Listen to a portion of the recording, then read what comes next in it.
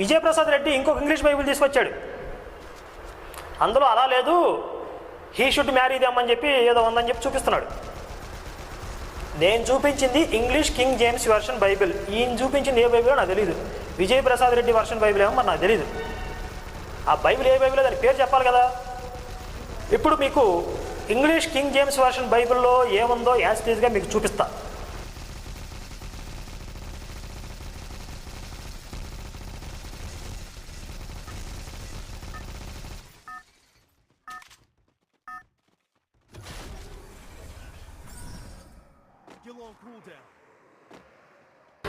చూసారా, English king James version బైబిల్లో ఏముంది? లెట్ దెమ్ మ్యారీ అని ఉంది.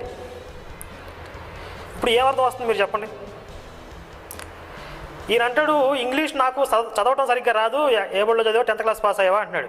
సరే, నాకు రాదండి ఇంగ్లీష్, నాకు సరిగ్గా రాదనుకోండి,